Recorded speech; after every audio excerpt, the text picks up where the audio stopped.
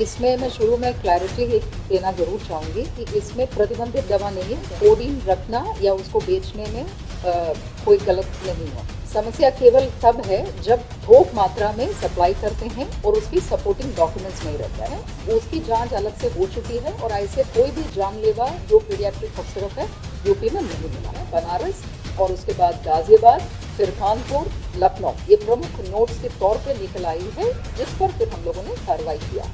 थोक विक्रेताओं की जांच हुई, जिसके क्रम में 28 जनपदों की 128 FIR दर्ज की गई। मंशा केवल कफ सिरप की नहीं, जो नशे के रूप में दुरुपयोग किया जा सकता है, ऐसे चीजों की अवैध डाइवर्शन को रोका जाए। कई तरीके की उसमें फ्रॉडुलेंट एक्टिविटीज, जालसाजी, फोर्जरी के एविडेंस सामने आए। 5 प्रमुख सुपर स्टॉकिस्ट जो हैं जो इस प्रकार की गतिविधियों में लिप्त थे, उसमें से 3 जो हैं वो अरेस्ट हो चुके हैं।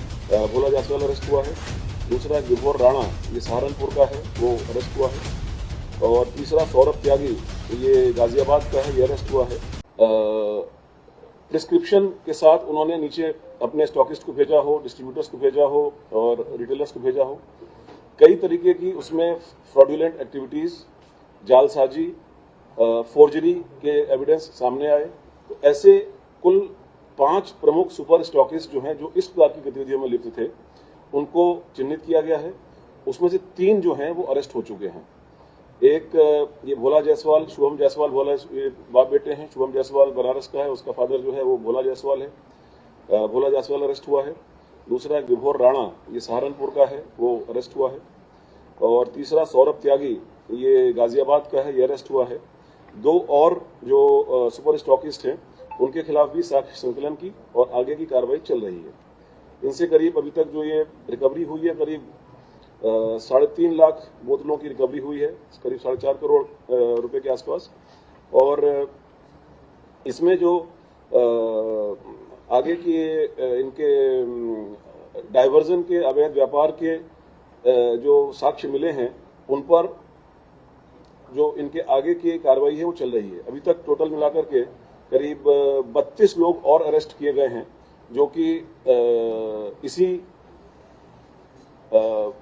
इलीगल धंधे से जुड़े हुए हैं।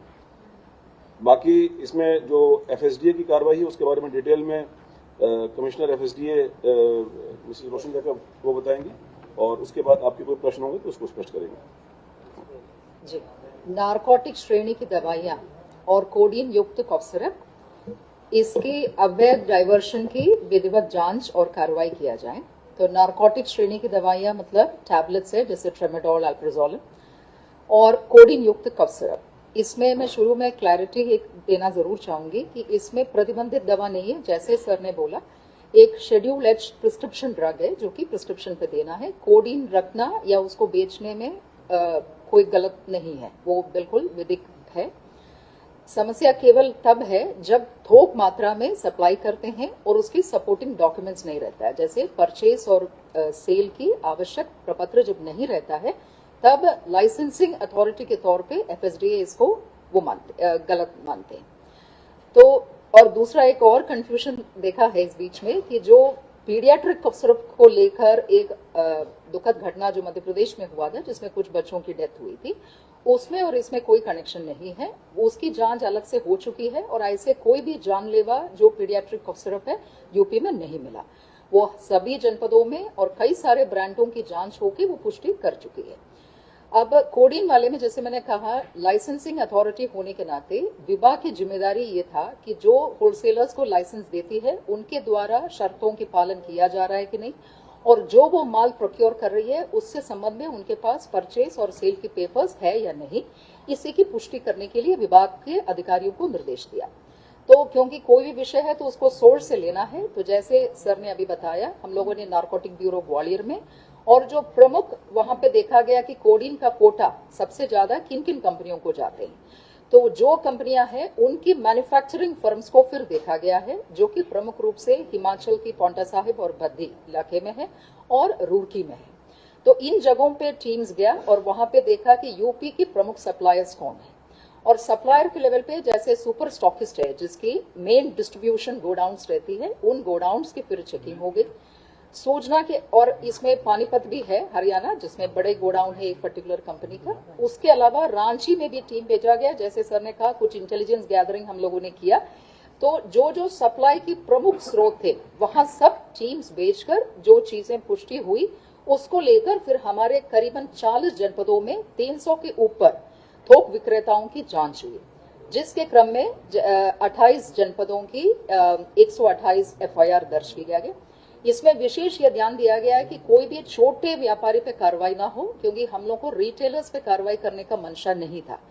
हम लोग इसके पूरे चैनल को शुरू से लेकर चला है। जैसे मैन्युफैक्चरिंग फर्म है, उसके आगे फिर उसकी जो मार्केटिंग कंपनी है और उनका जो स्टॉकिस्ट है, जो बड़े गोडाउन है, वहां से फिर बड़े थोक व्यापारी, फिर उसके बाद छोटे थोक व्यापारी और फिर रिटेलर। तो रिटेलर तक पहुंचने से पहले ही जहां पे कड़ी टूट जा रही थी, जैसे आइदर भारी मात्रा में माल गया है और उसके समर्थन में उनके पास कोई कागज नहीं है, ऐसे को चिन्हित करके कार्रवाई किया गया है, जिससे कि इन नेक्सस को तोड़ा जा सके। और इसमें जो नेटवर्क्स आए, जैसे सर ने कहा, प्रमुख रूप से जैसे जनपदें आप लोगों को मालूम है, बनारस और उसके बाद गाजियाबाद, फिर कानपुर, लखनऊ, ये प्रमुख नोड्स के तौर पे निकल आई है, जिस पर फिर हम लोगों ने कार्रवाई किया है।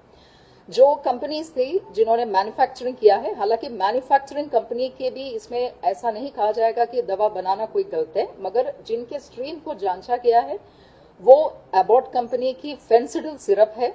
फेंसिडल और न्यू फेंसिडल दो नाम से एबॉट कंपनी की सिरप है, और दूसरा है एस्कॉफ नाम से लेबोरेट कंपनी की सिरप है। फिर एक 3B है, 3B कंपनी, जिसका बायोहब नाम से जो मार्केटिंग चेन है, इथिका, उसकी भी जांच, बायोहब कंपनी भी, उसकी भी जांच हुई।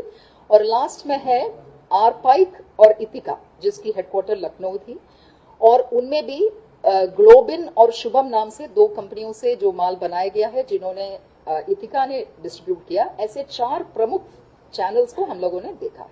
इन चारों चैनल में जो भी वायलेशन बड़े पैमाने पे मिला है, उसी पे कार्रवाई किया। मंशा केवल कफ सिरप की नहीं थी, मंशा यही थी कि जो नशे के रूप में दुरुपयोग किया जा सकता है, ऐसे चीजों की अवैध डाइवर्शन को रोका जाए, यही मंशा था।